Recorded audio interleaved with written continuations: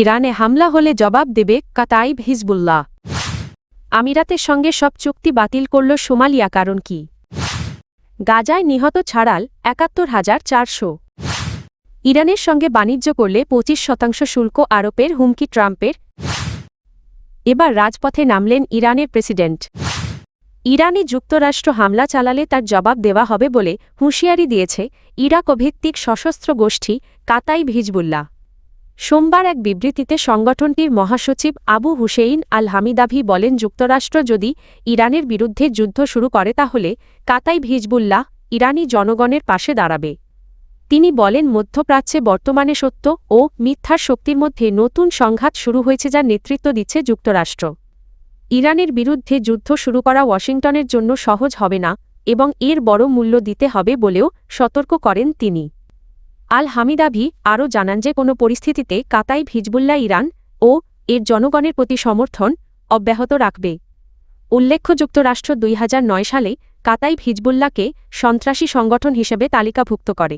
সংগঠনটি ইরানের ঘনিষ্ঠ ইরাকি সশস্ত্র গোষ্ঠীগুলোর একটি।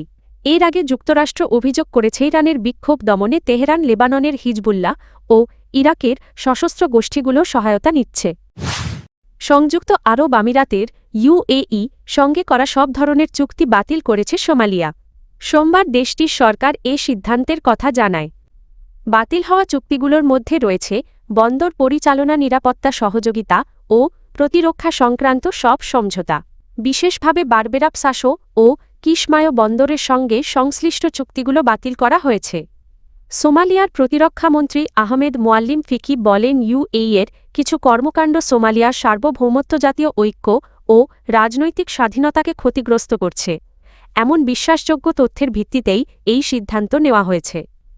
ডিসেম্বরে ইসরায়েল সোমালিল্যান্ডকে স্বীকৃতি দেওয়ার ঘোষণার পর এই পদক্ষেপ এল। সোমালিল্যান্ড সোমালিয়ার একটি স্বঘোষিত স্বাধীন অঞ্চল যা আন্তর্জাতিকভাবে স্বীকৃত নয়। গাজা উপত্যকায় নিহত ফিলিস্তিনির সংখ্যা বেড়ে দাঁড়িয়েছে ৭১,৪১৯ জনে। আহত হয়েছেন অন্তত ১,৭১,৩১৮ জন। সোমবার গাজার স্বাস্থ্য মন্ত্রণালয় এ তথ্য জানিয়েছে। মন্ত্রণালয়ের মতে ২০২৫ সালের অক্টোবরে যুদ্ধবিরতি ভঙ্গের পর নতুন করে ৪৪২ জন নিহত এবং ১,২৪০ জন আহত হয়েছেন। যুদ্ধে গাজার প্রায় ৯০% বেসামরিক অবকাঠামো ক্ষতিগ্রস্ত হয়েছে। জাতিসংঘ জানিয়েছে গাজা পুনর্গঠনে প্রায় $৭০ বিলিয়ন প্রয়োজন হবে। ফিলিস্তিনি সিভিল ডিফেন্সের হিসাবে ধ্বংসস্তূপের নিচে এখনও প্রায় ১০,০০০ মানুষ নিখোঁজ। বিশ্ব স্বাস্থ্য সংস্থা বলছে গাজার বাইরে চিকিৎসার জন্য ১৮,০০০-এর বেশি রোগীকে স্থানান্তর করা জরুরি। এদিকে ফিলিস্তিনি পরিসংখ্যান ব্যুরো জানায় গাজায় ৩৯,০০০-এর বেশি শিশু এক বা উভয় অভিভাবককে হারিয়েছে। এর মধ্যে প্রায় ১৭,০০০ শিশু সম্পূর্ণ এতিম, যা আধুনিক ইতিহাসের সবচেয়ে বড় এতিম সংকট হিসেবে বিবেচিত হচ্ছে। ২০২৫ সালের ৯ অক্টোবর যুক্তরাষ্ট্রের মধ্যস্থতায় ইসরায়েল ও হামাসের মধ্যে যুদ্ধবিরতি কার্যকর হয়।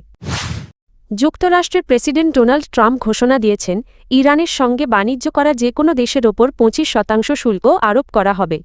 সোমবার নিজের সামাজিক যোগাযোগ মাধ্যম ট্রুথ সোশ্যালে দেওয়া এক পোস্টে তিনি জানান, এসব দেশের সঙ্গে যুক্তরাষ্ট্রে হওয়া সব ধরনের বাণিজ্যেই এই শুল্ক কার্যকর হবে। ট্রাম্প বলেন, সিদ্ধান্তটি তাৎক্ষণিকভাবে কার্যকর ও চূড়ান্ত।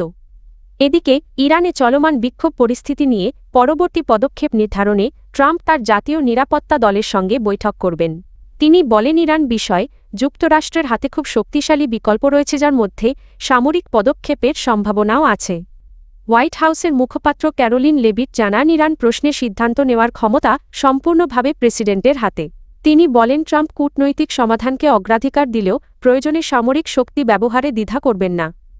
অন্যদিকে ইরানের সর্বোচ্চ নেতা আয়াতুল্লাহ আলী খামেনি ট্রাম্পকে অহংকারী স্বৈরশাসক আখ্যা দিয়ে বলেন, ইতিহাসের ফেরাউন ও নিমরোদের মতো স্বৈরশাসকদের যে পরিণতি হয়েছে শেষ পর্যন্ত ট্রাম্পকেও সেই পরিণতির মুখোমুখি হতে হবে।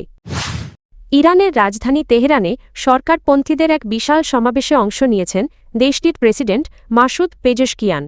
সোমবার হাজারো মানুষের উপস্থিতিতে অনুষ্ঠিত এ সমাবেশে তাকে জাতীয় পতাকা হাতে নিয়ে মিছিলকারীদের সঙ্গে হাঁটতে এবং জনসাধারণের সঙ্গে শুভেচ্ছা বিনিময় করতে দেখা যায়।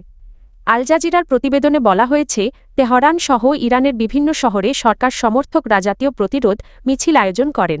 প্রাণঘাতী সহিংসতা ও অস্থিরতার বিরুদ্ধে অবস্থান জানাতেই এ কর্মসূচির ডাক দেওয়া হয়। এর আগে প্রেসিডেন্ট পেজেশকিয়ান দেশবাসীকে এই সমাবেশে অংশ নেওয়ার আহ্বান জানান। তিনি বলেন সরকার জনগণের কথা শুনতে প্রস্তুত এবং চলমান অর্থনৈতিক সংকট সমাধানে কার্যকর পদক্ষেপ নেওয়া হবে।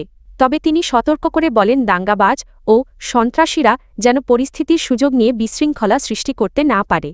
রাষ্ট্রীয় টেলিভিশনে দেওয়া বক্তব্যে পেজেশকিয়ান অভিযোগ করেন যুক্তরাষ্ট্র ও ইসরায়েল দেশের অভ্যন্তরীণ অস্থিরতা উস্কে দেওয়ার চেষ্টা করছে।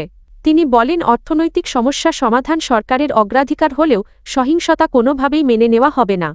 উল্লেখ্য গত ডিসেম্বরের শেষ দিকে ইরানের মুদ্রার বড় ধরনের অবমূল্যায়নের পর দেশজুড়ে বিক্ষোভ শুরু হয় যা পরবর্তীতে সরকার বিরোধী আন্দোলনে রূপ নেয়। 2022 সালের মাহসা আমিনি আন্দোলনের পর এটিকেই ইরানের সবচেয়ে বড় বিক্ষোভ হিসেবে দেখা হচ্ছে।